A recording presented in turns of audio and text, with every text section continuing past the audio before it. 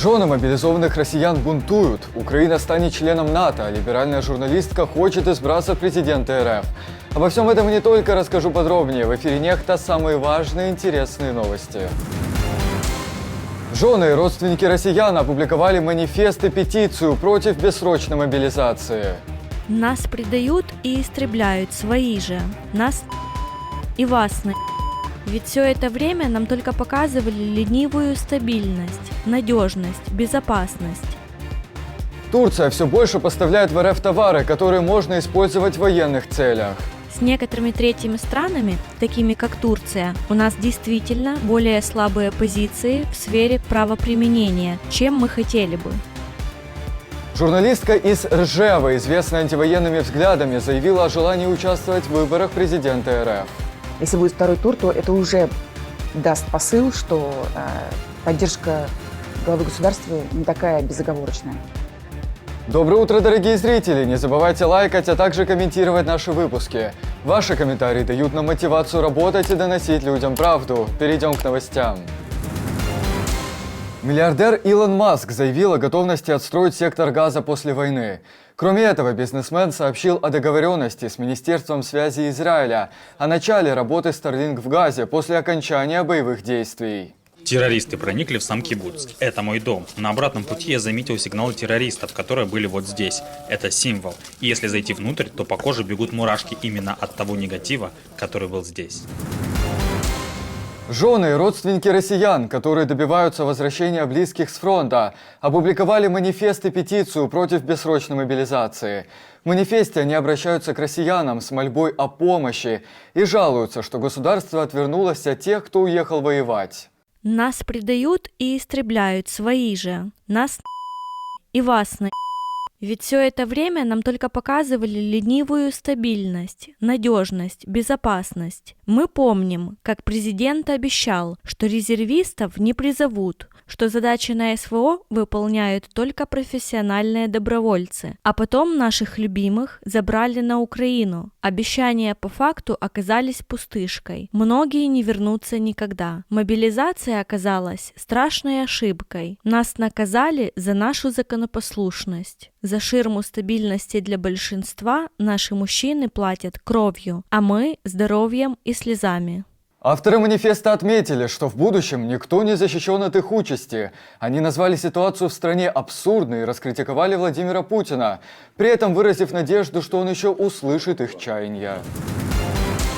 В последнее время на Западе становится популярной мысль, что Украину нужно заставить пойти на переговоры с РФ, сообщает издание Foreign Policy. По их словам, стратегия партнеров заключалась в том, чтобы обеспечить выживание Украины, но не решающую победу. И сейчас на Западе много тех, кто действительно боится, что Россия может одержать победу.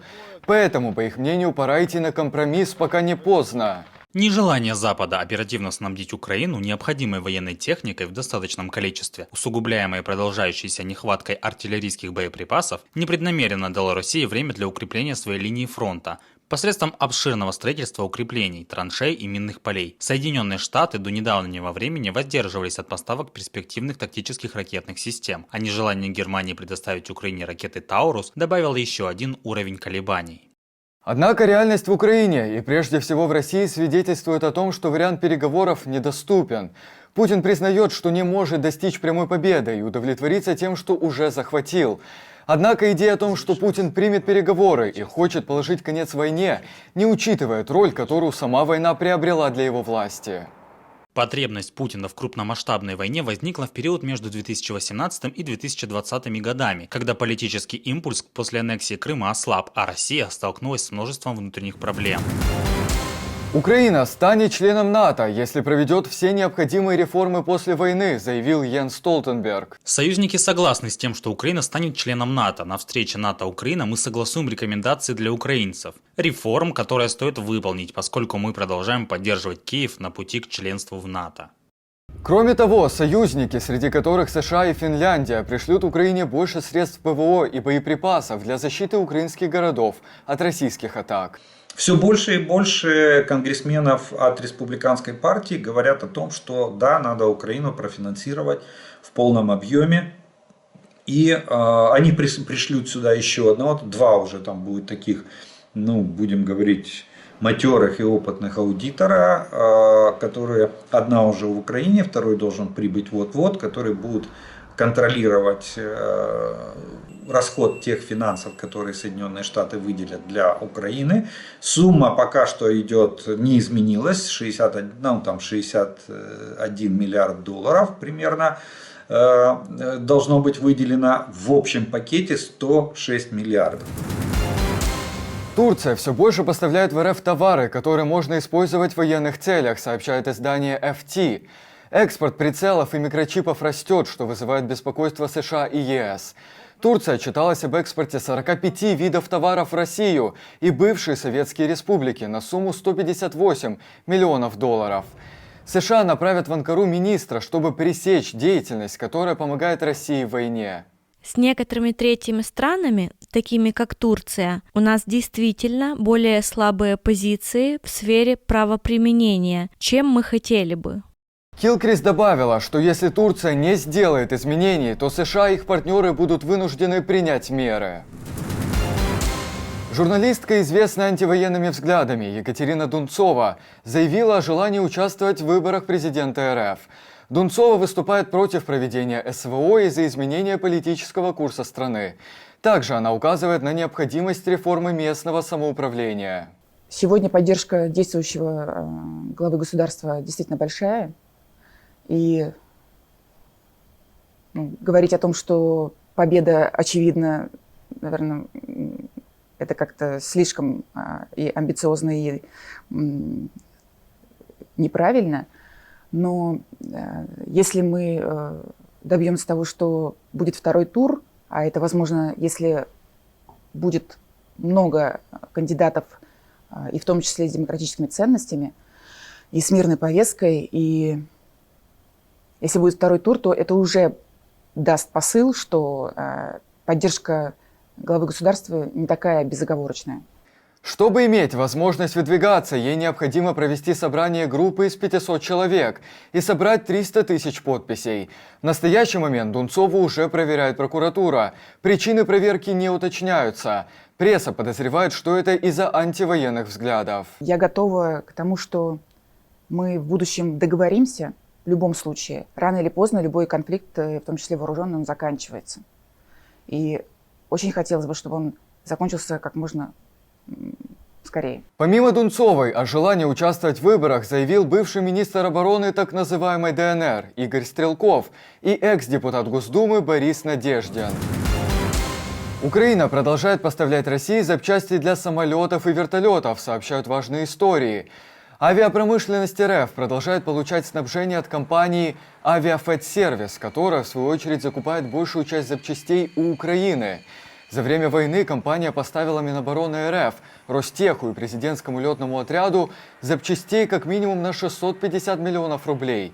Большая часть, на 370 миллионов рублей, пришла из Украины. С началом конфликта на востоке страны завод официально остановил поставки в Россию. В 2018 году компания «Авиафэдсервис» попала под украинские санкции. По данным важных историй, это не помешало поставкам в РФ. Но не напрямую, а через зарегистрированную в Объединенных Арабских Эмиратах компанию «Юнкер». У компании есть сайт на нескольких языках, включая русский. Там сказано, что она специализируется на поставках авиадеталей для вертолетов Ми-8, Ми-17, К-32 в любую точку мира. Директор компании Александр Решетник заявил важным историям, что украинская продукция, поступившая в компанию, была закуплена ранее и просто лежала за границей. Однако на вопрос, как это возможно в случае с поставками через фирму, зарегистрированную несколько месяцев назад, он ответить не смог.